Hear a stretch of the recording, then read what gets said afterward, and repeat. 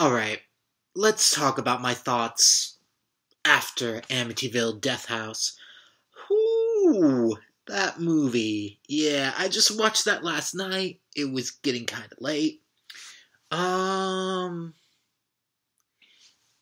it wasn't as bad as I thought it was going to be. Definitely wasn't as sleazy as the cover was implying that it was. Having said that, that does not mean that it was good, really, in any way. Um, I'm sorry to say for the filmmakers because I know how difficult it is to make a film, and it's people talk about the joy of filmmaking, and I just remember the stresses of it. I honestly don't want to make films. I just want to tell stories.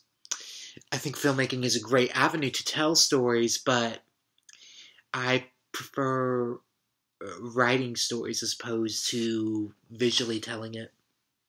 And that's what this movie attempts to do. Um, and kind of fails at, to be quite blunt. The, most all of the actors are terrible in this film. And the behind the scenes stuff says they shot it in 1 week, which I'm actually really impressed at, that they were able to shoot a full length feature in 1 week. That's quite amazing that they got anything done within a week's time frame. Whether it was good, bad, or indifferent, it is what it is. The main girl is kind of okay, and pretty much everyone else is terrible. Just terrible line readings, terrible scripting. I mean, there really isn't much good in this movie.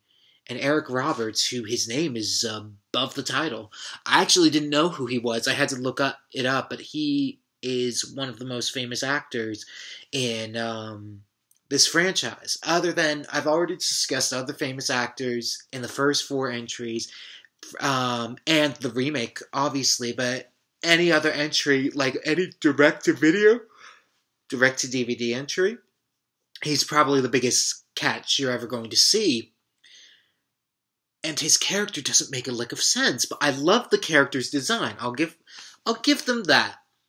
You never really see his face. There's this weird kind of cage thing, surrounded by a hood. I actually really like that design. I think that design's quite creepy.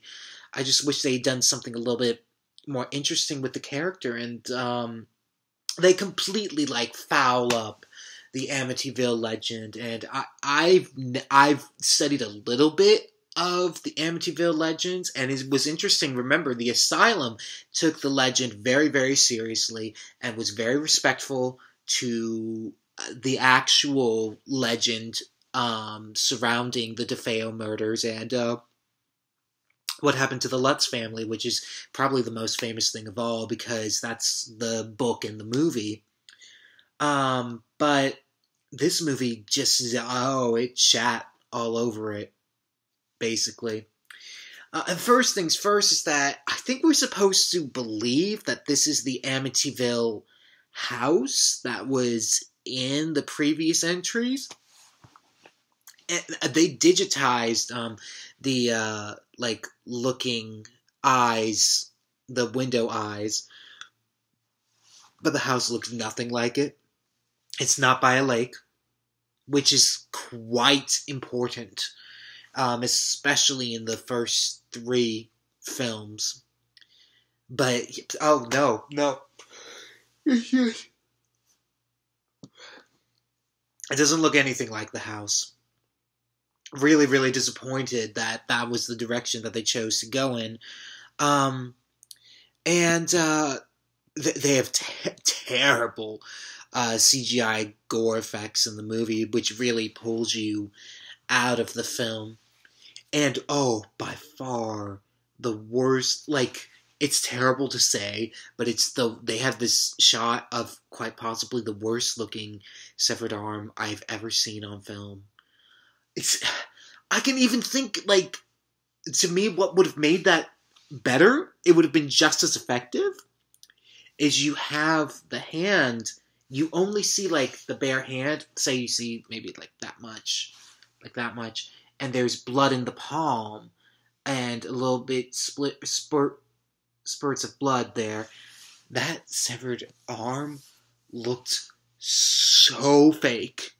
It was so clearly a prosthetic prop that it instantaneously, the moment you see that, it takes you out of the moment that they're really trying to build. And there's this weird thing of the legend with Amityville Death House is that the town had this witch who was worshipping Eric Roberts, who I think is supposed to be the devil, but it's never really specified, or if it is, I didn't really pick up on it, nor really cared about it.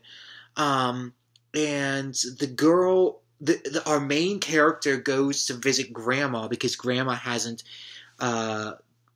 called the mother back. So the mother says, would you... this is all in dialogue. We never actually see the mother. We never hear the mother. The mother asks her to go and visit the house.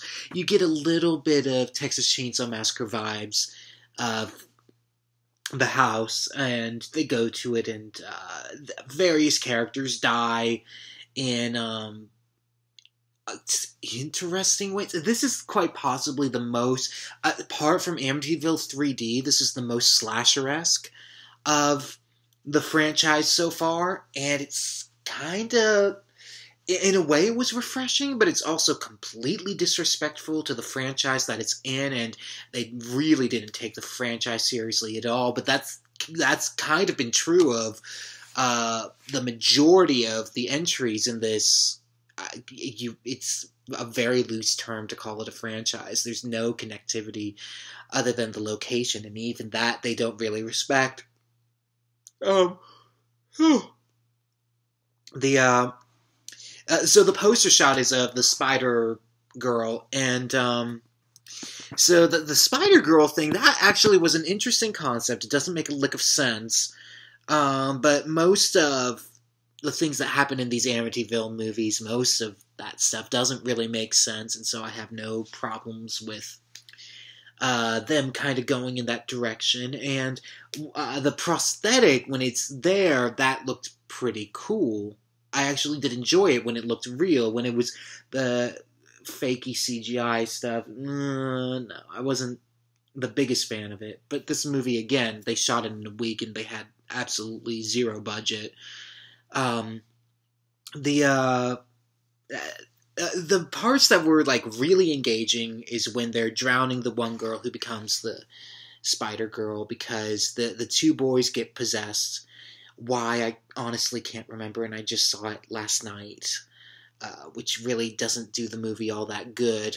But they're kill the witch. That's the thing that they keep on saying, and they're the most engaging acting-wise in that moment, which is probably why they were hired. Not that they could carry any sort of normal dialogue conversation well, but that moment I was engaged with, I was tracking with the movie. I was like, okay, keep on going. Let's see where we go with this. Okay, so there's this book, right? that's the thing. There's this evil book that looks literally like the Necronomicon from an Evil Dead DVD release. It doesn't look like they did anything other than had the Necronomicon from a DVD release and the girl's reading it. And then eventually she reads a witch's spell out loud, and they're all doomed. The end. And they pretty much all die, and except for the girl. The girl ends up at the shop where they stop by, and it's the chief police's ex-wife who is concerned, and she really doesn't play that much of a factor in the movie. And when the house blows up, whoop-de-doo. I mean, Grandma's not really Grandma. It's some weird possessed spirit. It doesn't really make any sense. And then the girl is completely possessed at the end, and she has her eyes closed, and when she opens them, they're glowing blue, which looked really stupid.